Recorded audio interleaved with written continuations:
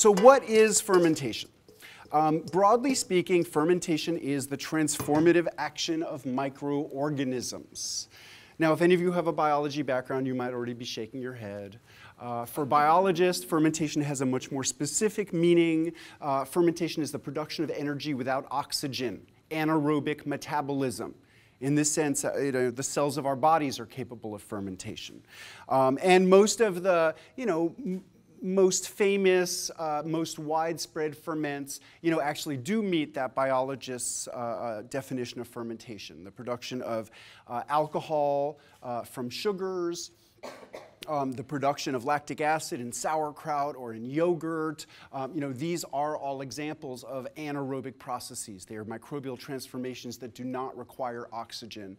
But there also are certain foods and beverages that are really universally regarded as products of fermentation which do require oxygen. Some examples of that would be kombucha, vinegar, tempeh. So I just prefer to work with a sort of broader, more lay definition of fermentation, that it's the transformative action of microorganisms.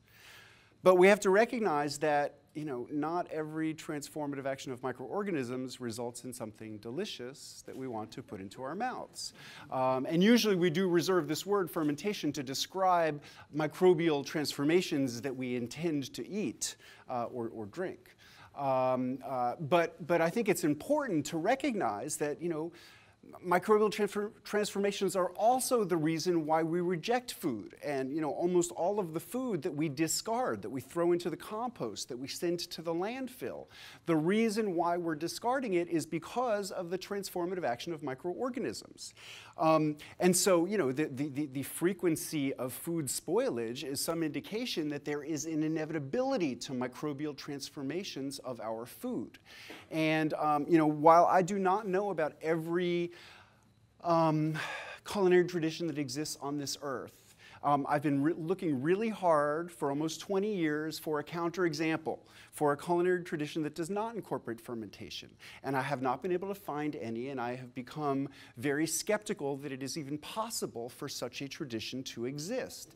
Because there is an inevitability to microbial transformations of our food, because microorganisms are everywhere, and all of the products of agriculture, everything that constitutes our food, is covered with microorganisms. So if you want to be a hunter-gatherer, if you want to spend every day procuring the food resources to get you through that day, then you really could feed yourself without any fermentation. But once you get involved in agricultural lifestyles and investing energy into crops that are ready at a certain point of the year, if you want to eat for the rest of the year, fermentation is just part of it. Understanding and working with the dynamics of how food ages under different kinds of storage conditions.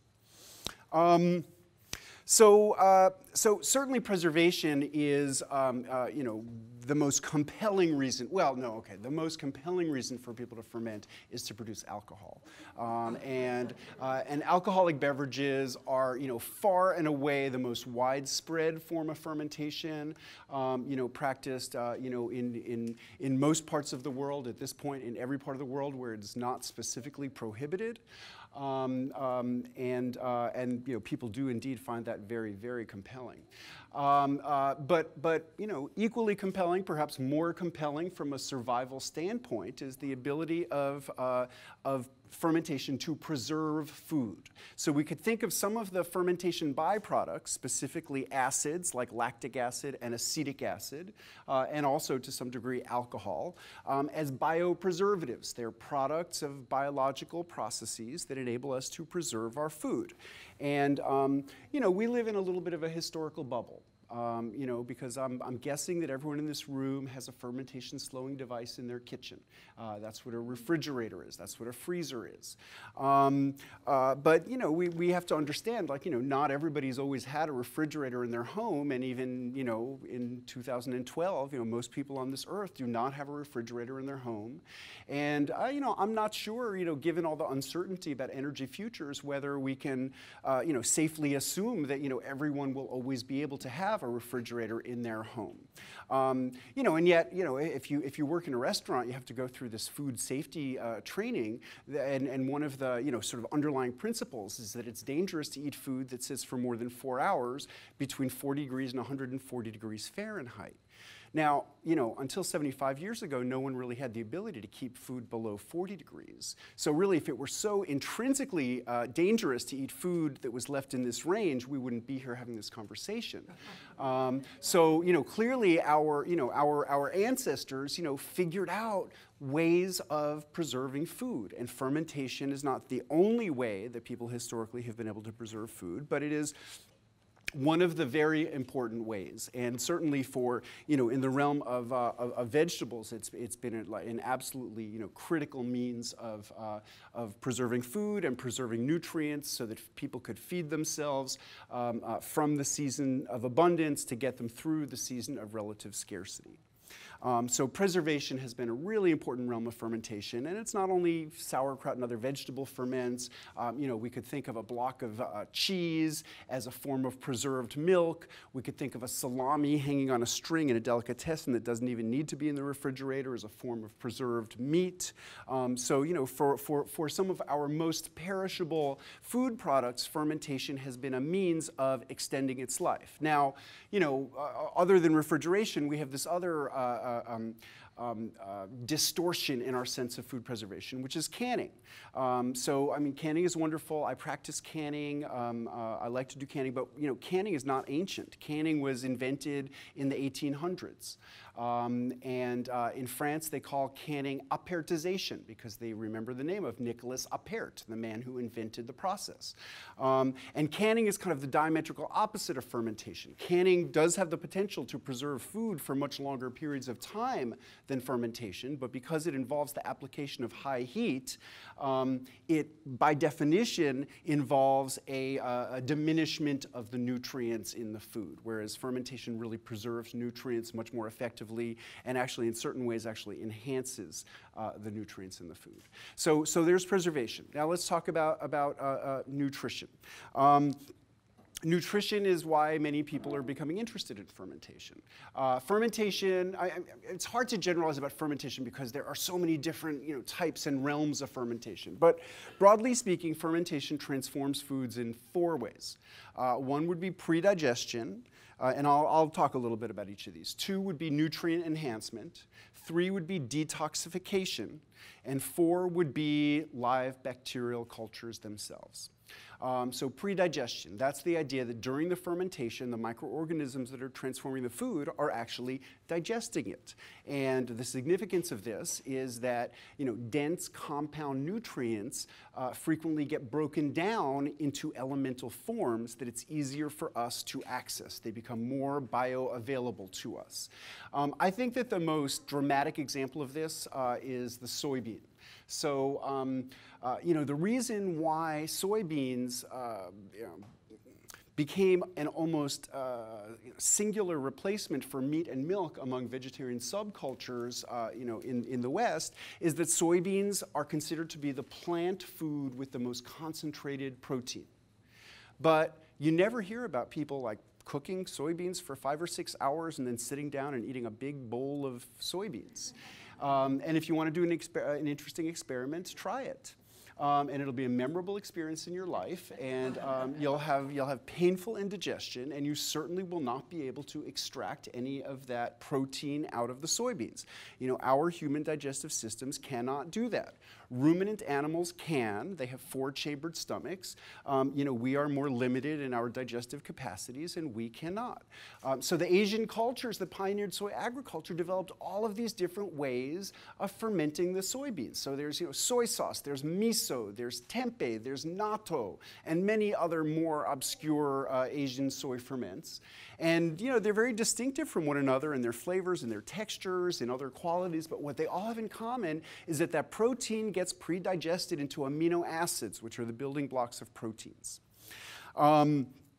So that's an illustration of pre-digestion. Lactose, which so many people have a hard time digesting in milk, can be broken down by fermentation.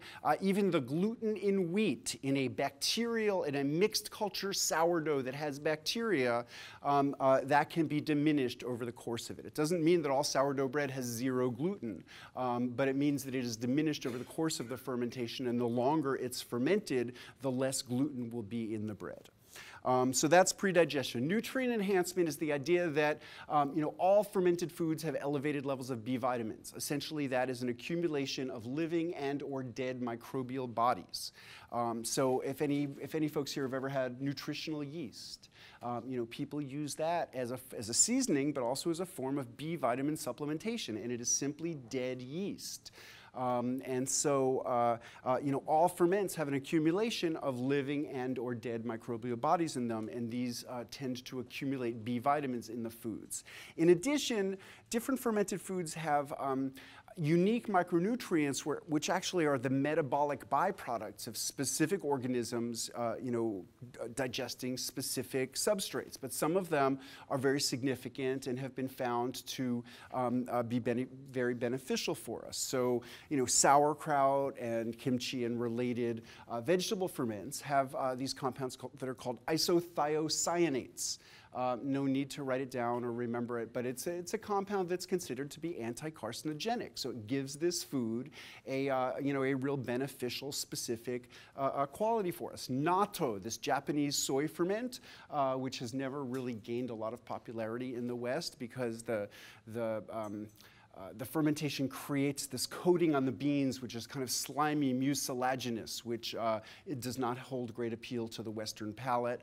And also the smell and flavor of it is it's alkaline, and so it develops an ammonia kind of a smell, another aroma that's not so appealing to the Western palate. But anyway, even so, every vitamin supplement store in North America has a compound called natto kinase, which is an extract from natto, because this compound has been found to basically dissolve fiber accumulations in blood vessels, which is actually hugely beneficial to a lot of people, especially with the standard American diet. So those are some examples of nutrient enhancement. Detoxification, that's the idea that it's really part of pre-digestion, but pre-digestion sometimes breaks down compounds that can be very toxic. And so I think the most dramatic example of this would be cassava, and cassava grown in certain soils produces really high levels of cyanide, to such an extent that if you ate unprocessed cassava, it could kill you. Particularly in Africa, people ferment the cassava before they cook it or eat it. And it's so simple. I mean, they basically just chop it up into coarse pieces and soak it in water for 3 to 5 days, and that initiates a fermentation that digests the cyanide into more elemental forms, which are benign, and it makes something that could be very poisonous into something that is okay to eat, and in fact is a staple carbohydrate for about 1 billion people on this earth. Not every food toxin is quite so dramatic. Oxalic acid can be reduced in foods by fermentation. Phytic acid, which is this compound in the outer layer of grains and legumes and seeds and nuts, which you could eat it for years and not feel sick from it. But what makes it toxic is it binds up with minerals and makes minerals in the foods not available to us. So fermentation digests it, breaks those bonds, and makes the minerals more available to us. Then finally, what I would consider to be the most profound nutritional benefit of fermentation is not present in all fermented foods. So this would be the bacteria themselves. So first of all, not every fermented food is still alive. If you want to eat raw sourdough dough, that's got live cultures in it, but nobody wants to eat raw dough. When you put it in the oven and bake the bread, then those cultures get killed by heat. Certain other types of ferments don't really involve the kind of bacteria that are helpful. The bacteria that are specifically helpful for us are lactic acid bacteria. And humans have an incredibly intimate relationship with lactic acid bacteria, mostly because women's bodies produce a glycogen that supports a community of lactic acid bacteria that enable us to reproduce. And when babies are born, these lactic acid bacteria are among the first bacteria that we all are exposed to. And then while we're breastfeeding, we continue to be exposed to bacteria. Our microbial ecology develops within us, and that's a big part of what enables us to begin to be able to digest food. And I think, in the scheme of things, like nobody ever had to be thinking about replenishing their gut bacteria. But, we're kind of living in extraordinary times, and, we're living in the midst of something that I call the war on bacteria. We've all been thoroughly indoctrinated into this idea that bacteria are bad. Our lives would be improved if we could eradicate all bacteria. And this is why, the sexiest thing that a soap manufacturer can write on their container of soap is that it kills 99.9% of bacteria. Most consumers just buy into this and just think well, okay, it must be better if it kills more bacteria. But, in fact, there is no benefit to us of killing 99.9% of bacteria. And in fact, it only makes us more vulnerable because 99.9% of bacteria are what protect us from 0.1% of bacteria that actually do have the potential to make us sick. And this, this war on bacteria, without denying that bacteria can make us sick, the thinking behind it is very misguided. We could not live without bacteria. We are descended from bacteria. No animal, no plant, no fungus, no multicellular form of life descended from bacteria has ever lived without bacteria. And the bacteria are not, they're not just random. They're not parasitic. They enable a lot of our functionality. I mentioned earlier that lactic acid bacteria create a condition which enables human beings to reproduce. We could not reproduce without bacteria and fermentation happening on our bodies. We couldn't effectively digest food or assimilate nutrients without bacteria in our gut. These bacteria in our gut also synthesize certain essential nutrients that enable us to function. Recently, there's been a lot of new information. So about 10 years ago, scientists counting cells, came to the conclusion that the cells in our bodies that reflect our own unique individual DNA code are outnumbered 10 to 1 by bacteria that we are host to, or the way I'm coming to think of it is that they are hosts to us, and that we really are these bacterial superstructures. In fact, just in the last year, there's been research demonstrating that when you have an infection in your lung, and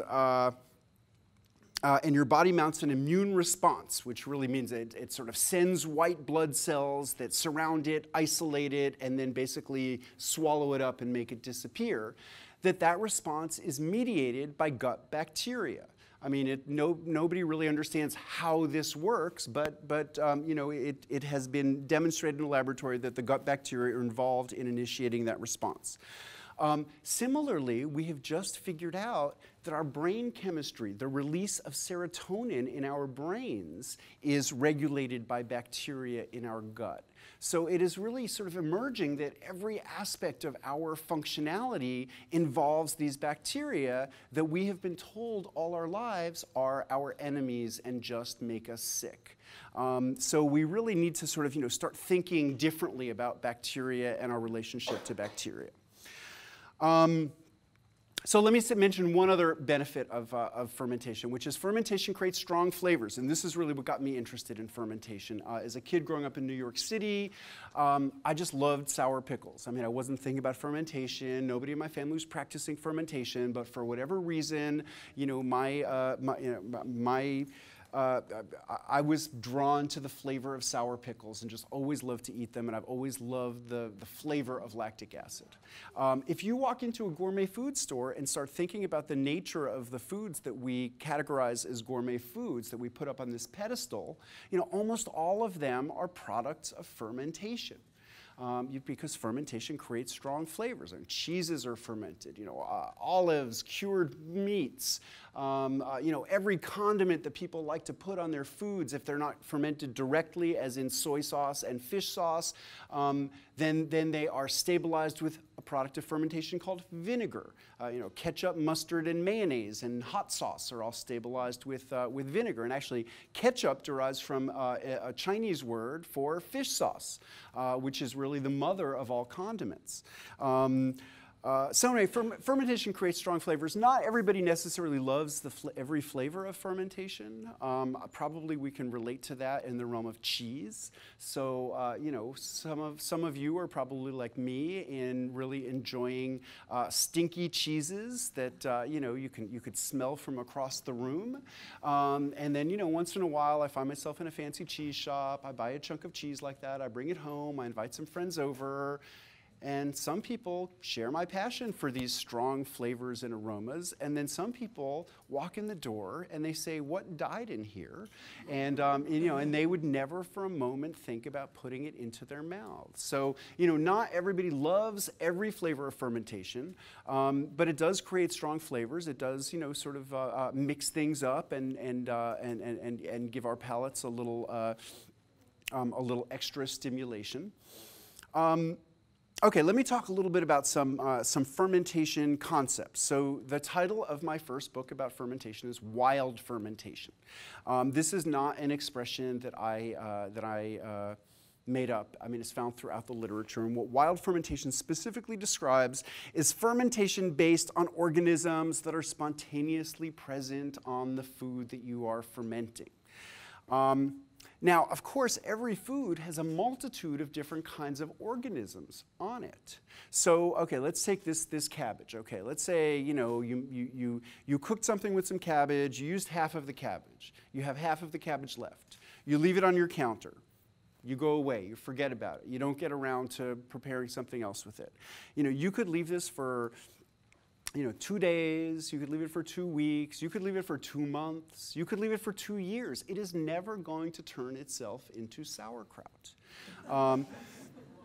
What will happen to it is that, and I'll bet I'm not the only one here who's ever had an experience like this, is that molds will start to grow on it. You'll get a little film of mold growing on it, and probably you'll notice that and you'll throw it into the compost. Or maybe you'll be brave and you'll slice that off and eat what's left of it. If you were to leave it for a very long time, if it was very hot and humid, if you made the mistake of wrapping it in plastic, like that mold could literally reduce this head of cabbage into a puddle of slime. And the puddle of slime bears no resemblance whatsoever to tangy, crunchy, delicious sauerkraut. So, what sauerkraut and what, really every fermentation at some level amounts to is a manipulation of environmental conditions to encourage the growth of certain kinds of organisms and simultaneously discourage the growth of other kinds of organisms. So, with vegetables, if you leave them exposed to the air, they will mold. If you can get them submerged under liquid, which deprives them from a flow of fresh air and oxygen, then the molds can't grow, and what will grow instead are lactic acid bacteria that will stabilize it and preserve it. So, that's the whole thing. That's the whole technique. And that's what every fermentation process, at its core amounts to, is some kind of simple manipulation of environmental conditions. Sometimes, usually simple. Sometimes it's a little bit more elaborate. If you want to make yogurt, the bacteria responsible for yogurt are thermophilic bacteria. They are only active at an elevated temperature. So yogurt's a little bit more labor intensive, tricky, because you have to, incubate it, maintain an elevated temperature around 110 degrees Fahrenheit. And so we can figure out how to do that, but we have to figure out how to do that. It doesn't typically do it itself, although, we can imagine that the spontaneous event that first introduced yogurt must have happened on a very hot summer day in a hot place where the temperatures were approaching that level. So that is wild fermentation, is fermentation based on organisms that are spontaneously present on the food that we're fermenting, or in certain cases from the air. contrasting style of fermentation, which I also write about in my books and which I also practice and which I don't consider in any way inferior to wild fermentation, are foods that we call cultured foods. And a cultured food describes a fermented food in which some specific organism, or more frequently group of organisms, is introduced into the food. So yogurt would be an example of a cultured food.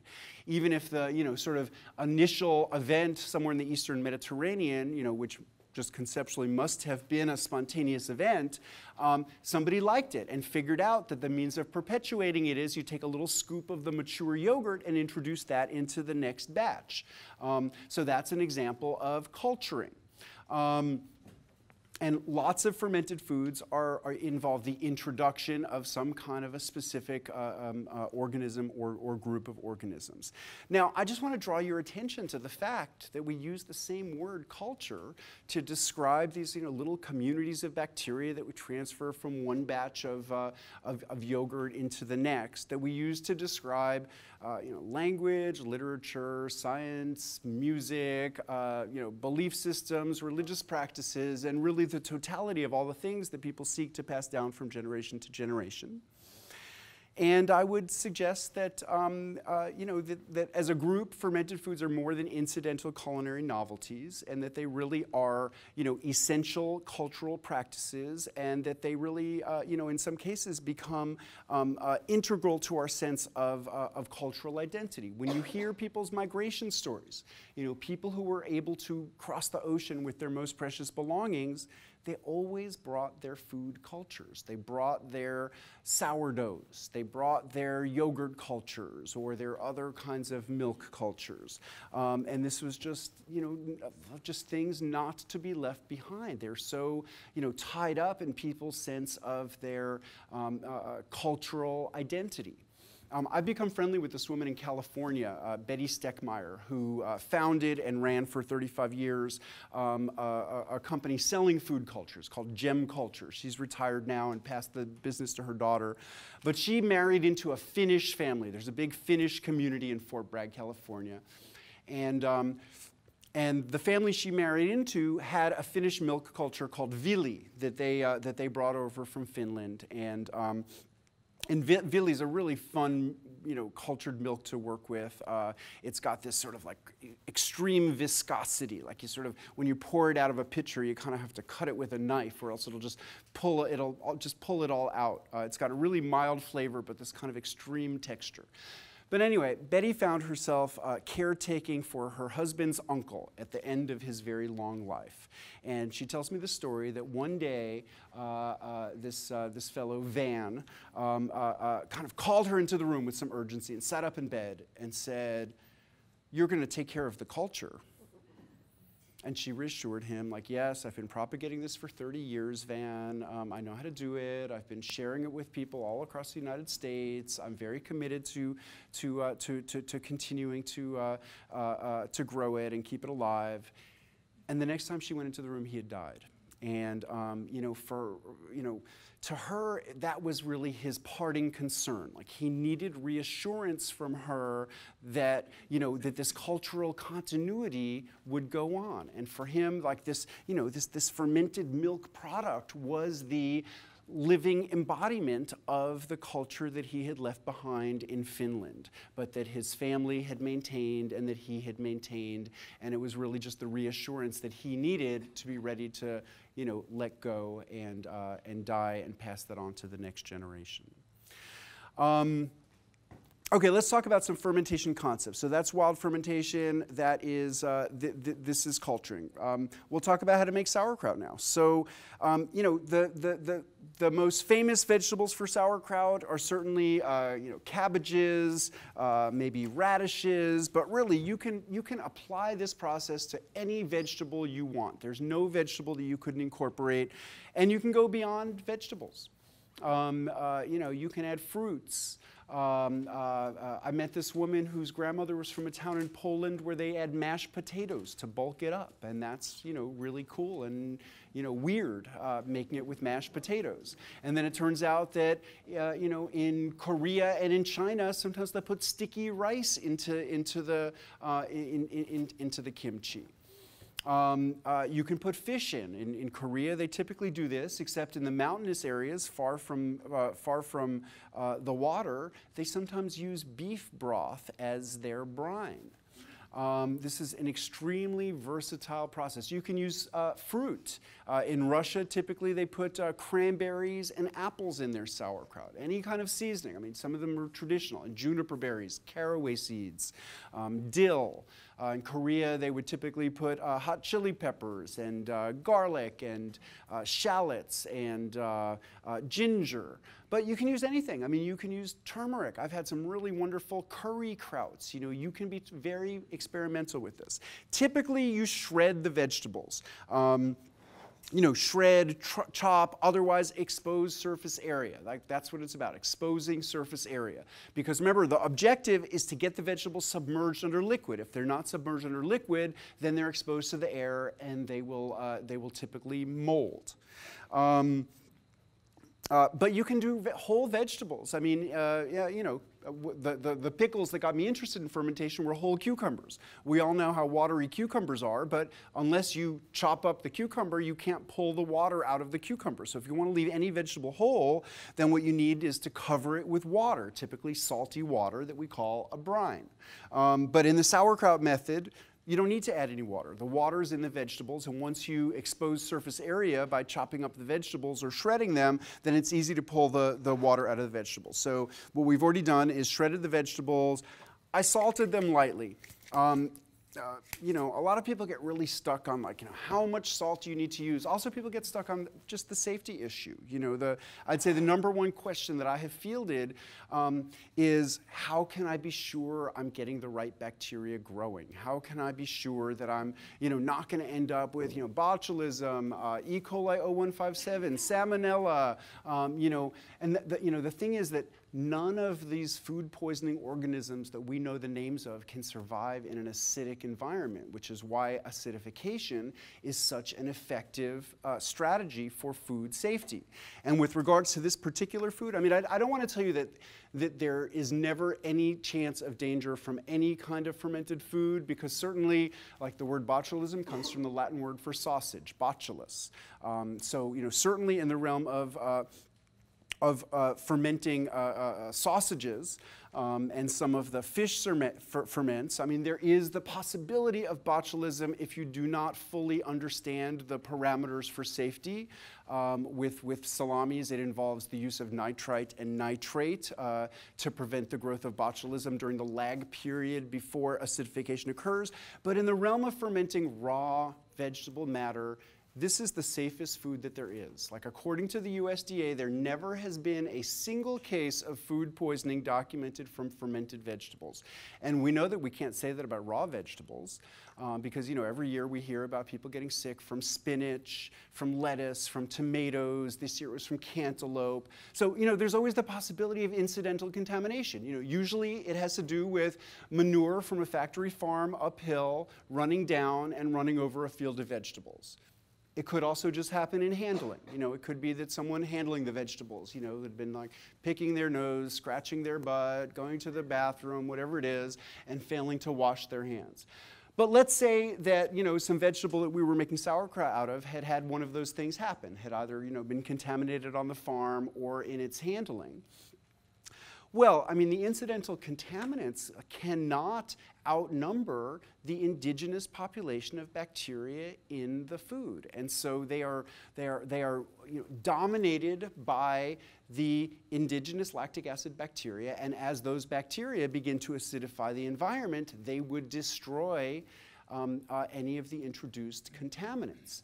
And not so much with sauerkraut, but actually in the realm of salami, there's been a great experimental project where in order to sort of prove the safety of their process to the FDA, this New York salami maker, hired a team of microbiologists, and they actually injected salamis with samples of all of these most feared food poisoning organisms. And then after the salami had aged, acidified, they sent it to a lab, and they could find no trace of the introduced contaminants. So this really is, it's just an intrinsically safe process, which isn't to say nothing could go wrong, but the things that could go wrong are going to be visible. They're going to be abundantly clear.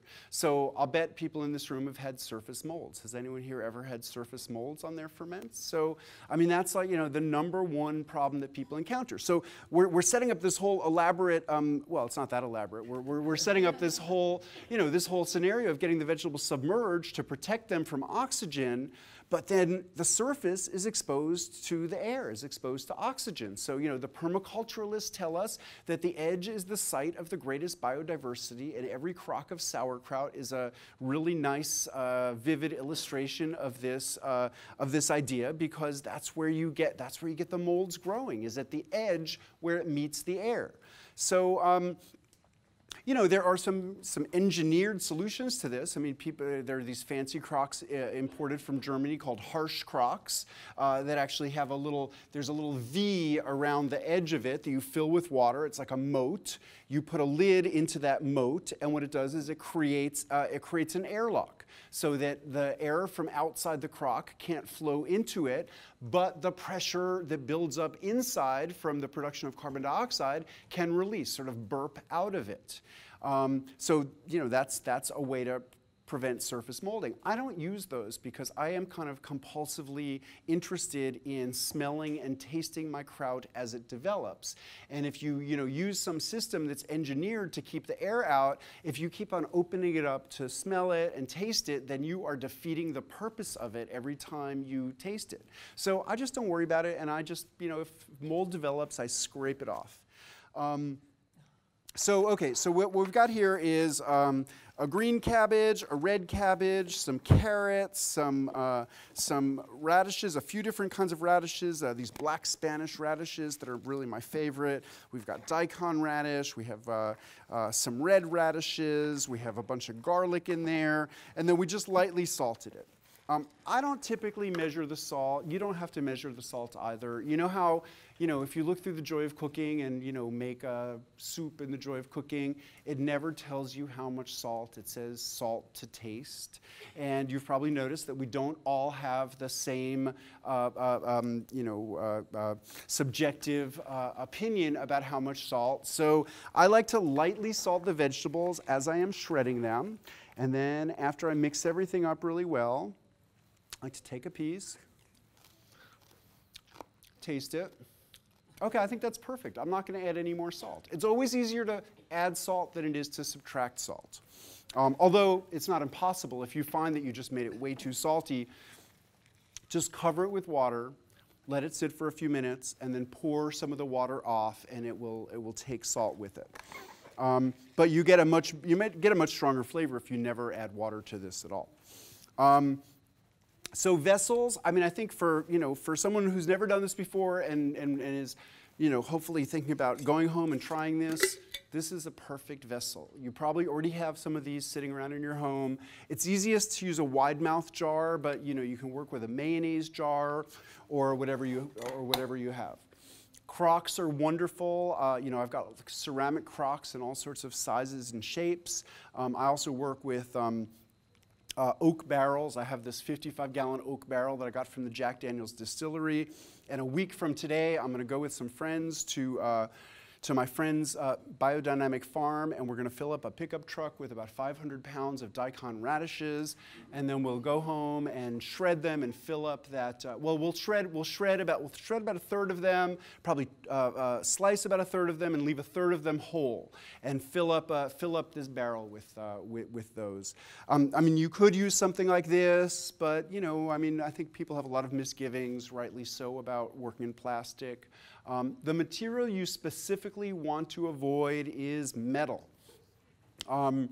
Because salts corrode metal and acids corrode metal, and here we're using salts to cultivate the growth of organisms that are going to produce acids.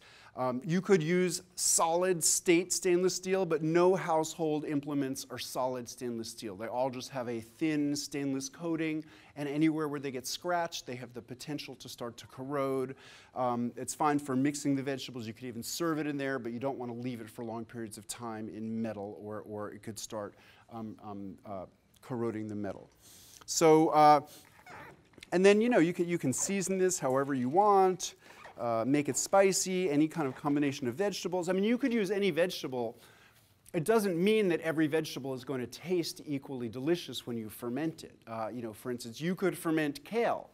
I sometimes ferment kale as a minor ingredient, but dark green vegetables with a lot of chlorophyll tend to have a very strong flavor when you ferment them, and you might or might not like it. So I always encourage people who want to be I do encourage everyone to be experimental, but do your first experiments in small batches. There's no reason to, do a 5-gallon batch of something you've never tried before, because you might or might not like it. One thing that happens with certain vegetables, particularly watery vegetables that grow in the summer, cucumbers, zucchini, yellow squash, is they get soft very quickly when they ferment, and that's due to enzymes. Basically there's this, there's this biological principle that all living creatures contain the enzymes to digest themselves. So what makes vegetables crisp and crunchy are pectins. Salt hardens the pectins in the short run. But eventually, all vegetables will get mushy, over time. And those vegetables, for reasons I don't fully understand, those pectins just are more active more quickly, and they tend to get mushy faster than cabbage or radishes. So each time you think the vessel is full, oh, here, let me just show you something. So I was in here squeezing the vegetables a little bit, and I stopped doing it because I see that there's a puddle accumulating on the bottom. But my test is generally I'll pick up a handful of vegetables, and then when I squeeze it, I want it to be like a sponge where water comes out of the vegetables. And that way, when you force them down in the jar, it'll force liquid up, and you'll be sure to get your vegetables well submerged. So then, okay, let me just address what I think is the $64,000 question of fermentation, which is how long do you ferment it for, and how do you know when it's done? So can everyone see that as I press down, the juice is coming up? So that's the whole thing. And then also there will be expansion, so you don't want to fill it to the very, very top, or else you know that it's gonna seep out. And even just with about an inch at the top, which is what I have here. I would not go home and put this on top of my passport and other most precious documents, because it may well seep out. So I would just go home and leave this on the kitchen counter. But remember, carbon dioxide is going to be produced. The only drawback of doing this in a jar like this is that people associate this with a canned food. Like, you cannot just go put this, in your pantry or your storm shelter to wait for the apocalypse. This needs a little bit more interaction. So especially in the first few days, a lot of carbon dioxide is going to be produced. And in a jar like this, really all that's going to happen is that the top will contort to let that pressure out. But really in a thinner jar with a stronger lid, you very much have the potential for them to explode.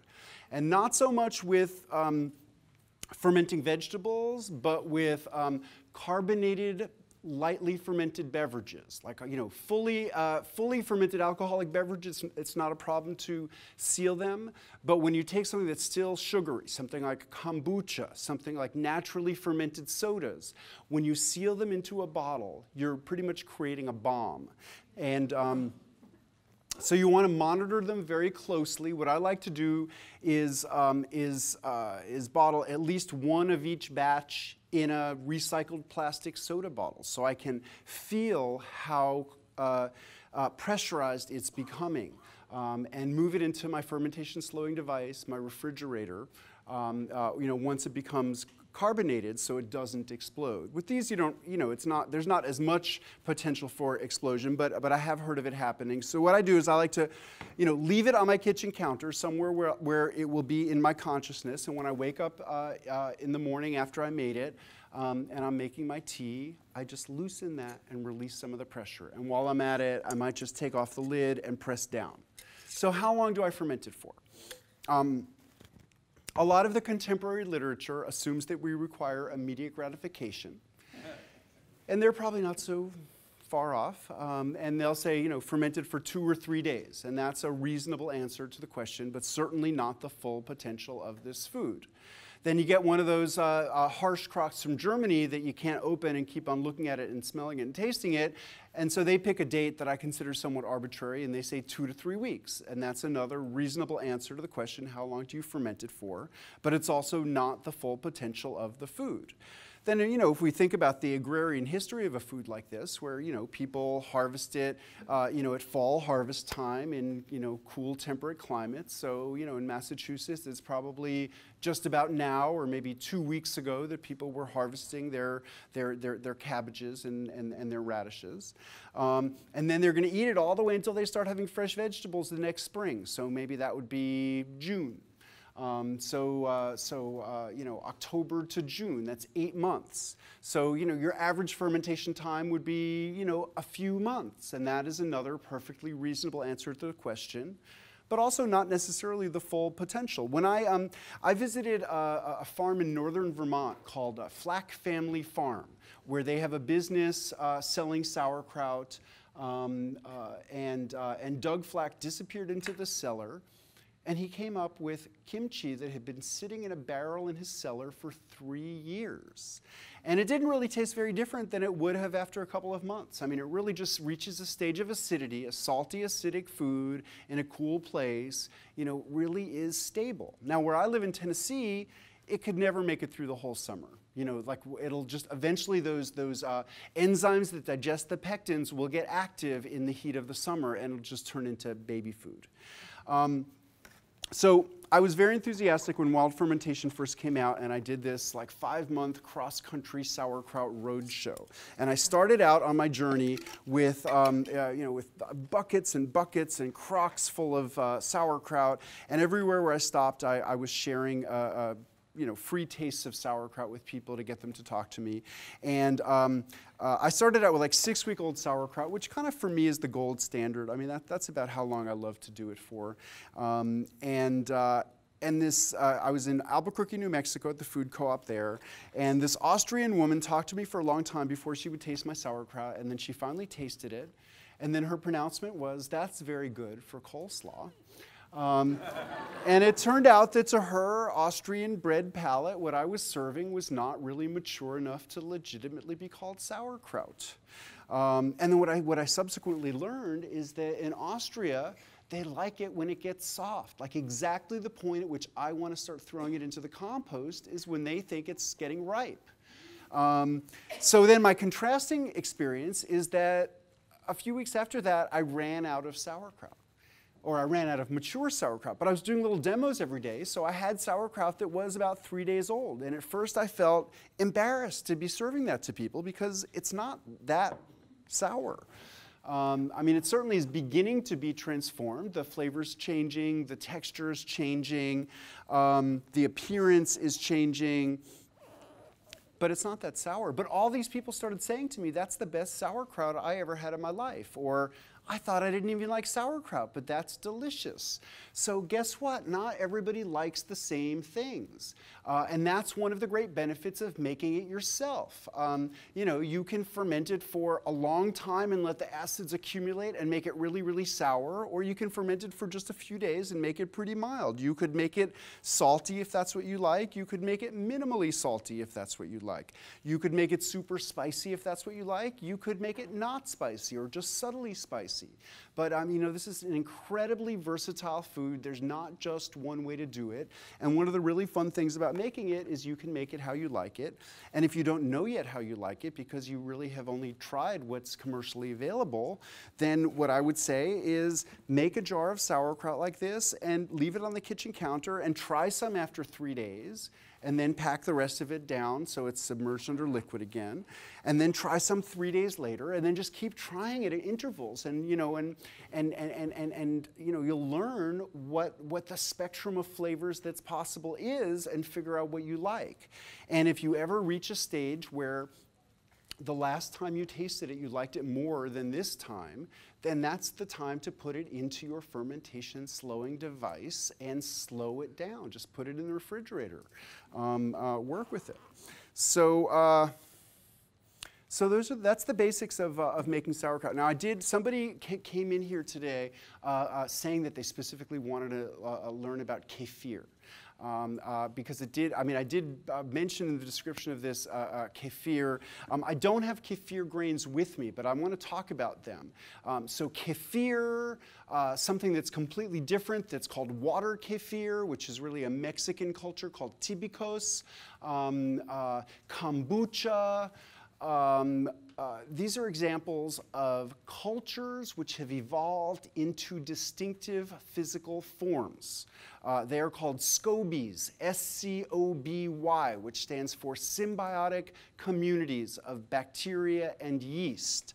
And these are food cultures that have evolved into physical forms. So a kombucha mother is a rubbery disc. It could look like a thin film. It could look like a pancake. Or, I mean, I've seen them get this thick and just look like monsters that, you know, who knows where they came from. Kefir is very different in its appearance. Kefir looks something like florets of cauliflower. You know, these little white rubbery blobs. Water kefir, tibicos, is still different, and those look like little crystalline structures that are small. You know, they're just like a fraction of an inch each one. And then there's another one called ginger beer plant, which is more this sort of like, you know, amorphous blob that's not even little crystalline structures. It's just like, you know, it's just this little opaque white rubbery blob. But you know, each of these is host to a, you know, sort of unique community of organisms. Kefir evolved in the Caucasus Mountains in milk. Nobody knows where the first one came from. I mean, nobody knows the origins of any ferment because all of them predate recorded history. You know, we have a lot of mythology, a lot of speculation. The mythology about kefir is that Muhammad brought the first kefir grains to the people as a gift from Allah. Maybe it happened that way. I wasn't there. I don't know. You know, I have like a different, you know, sort of more rationalistic, speculative story about it, which is that, you know, some family that kept goats in the Caucasus Mountains, you know, whatever kind of you know, skin or bladder they were holding their milk in. You know, let me say something about milk. Like fresh milk that we grew up on, that's a 20th century phenomenon. You know, people before the, you know, people before the 20th century like didn't know fresh milk, except people who were involved in keeping animals. I mean, when you have something that's that perishable, if you don't have a refrigerator, it just doesn't stay that way long. So soured milk, we have this word in the English language that's rapidly become obsolete, and that is clabber. Clabbered milk, the act of clabbering. And clabbered milk is simply, you know, if you leave raw milk with its indigenous population of lactic acid bacteria sitting, you know, at ambient temperatures on a counter for about 24 hours, the milk, as it begins to acidify, kind of thickens up, and that's clabber. If you let it continue to acidify, then it will curdle, and you'll get a separation of the curds from the whey. And then, you know, then you could call it sour cream. So my image for kefir is that, you know, some family in the Caucasus Mountains just started finding these little blobs in their milk at the same time as they were noticing that their milk was really delicious and maybe a little bit better than their neighbor's milk. And so, you know, their neighbors wanted something, you know, they figured out that the blobs had something to do with the milk and shared it among their neighbors, their cousins passing through, and then it sort of, you know, evolved into this, you know, kind of distinctive regional specialty milk. There's a lot of, I've become really, really interested in fermented milks, and you know, basically every every place in the world where people domesticated animals for their milk, they developed distinctive styles of sour milk.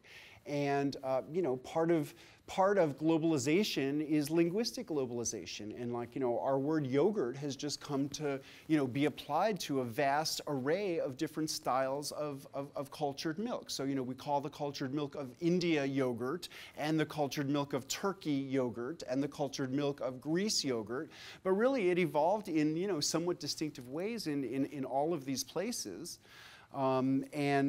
Just like languages are being lost all the time, distinctive cultured milk products are disappearing.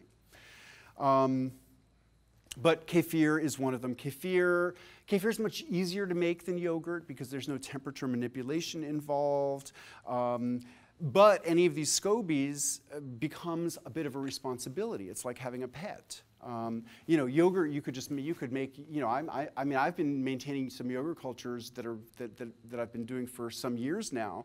But I could make yogurt every couple of months, and they maintain themselves fine. Kefir or kombucha, these need to be fed. They're just like pets, and they need regular attention and feeding and care, and they can take a little bit of neglect. But like most pets, they can only take so much neglect. But other than that aspect of it, and finding them, it's just incredibly easy. So finding them, you're interested in finding some. So first of all, you can buy them through the internet.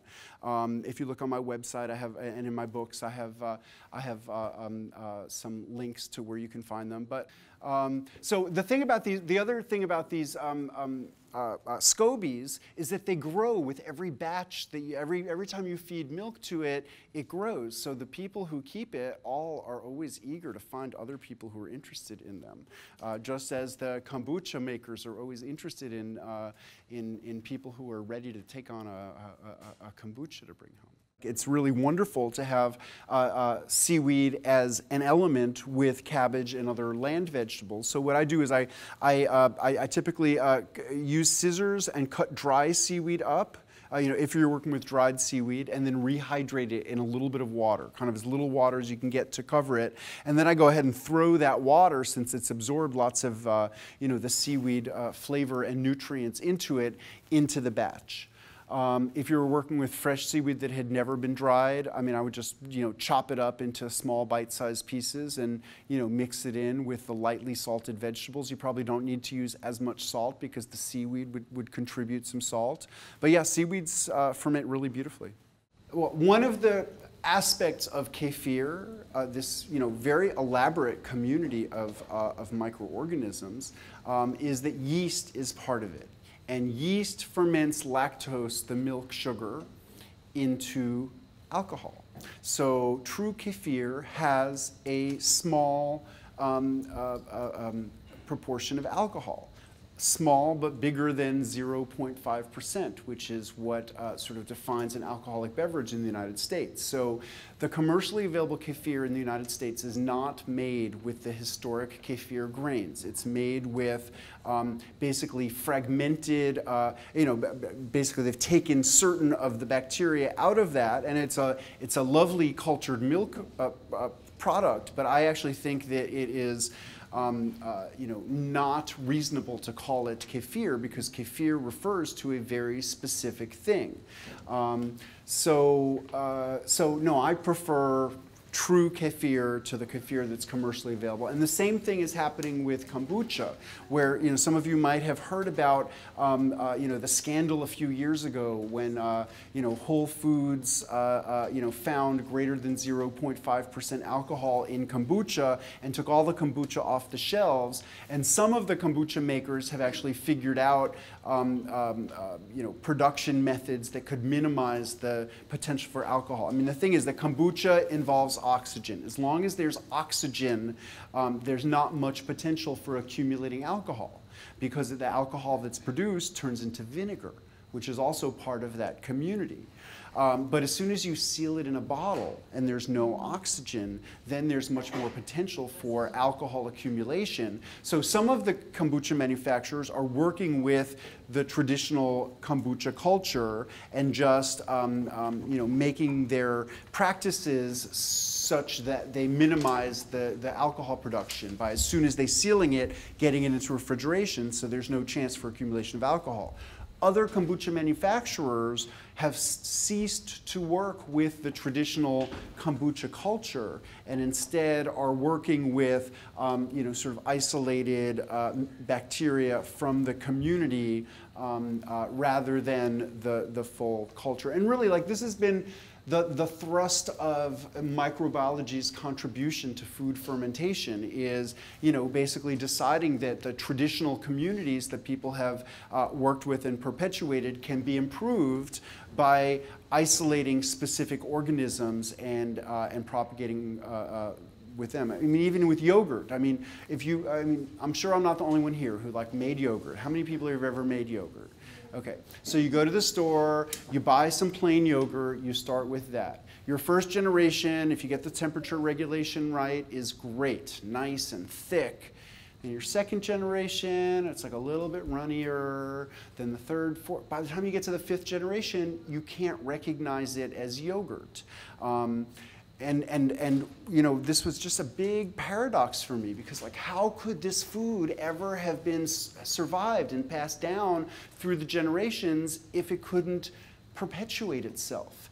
And then it turns out that, the heirloom yogurt cultures are these elaborate communities that have a structure and have defense strategies and are able to perpetuate themselves over the course of many, many generations. Whereas, once the Pasteur Institute looked at Bulgarian yogurt under a microscope, they said, oh, these are extraneous and we're just going to pick these two bacteria that are responsible for the fermentation. So, yogurt is defined in U.S. law and, for international trade through the Codex Alimentarius as Lactobacillus bulgaricus and Streptococcus thermophilus, although they never spell that one out on the yogurt containers for, maybe obvious reasons.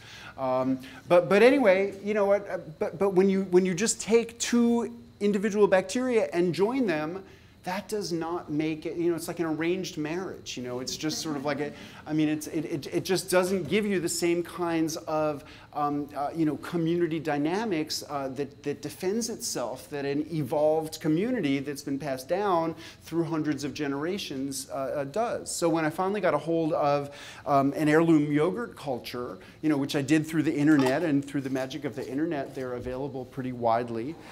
This one company I've worked with, culturesforhealth.com, has about a half a dozen different yogurt cultures from different parts of the world. I mean, I've done about 50 generations out of the same starter. So, I don't remember what. Oh, we started talking about kefir, and we've ended up with yogurt.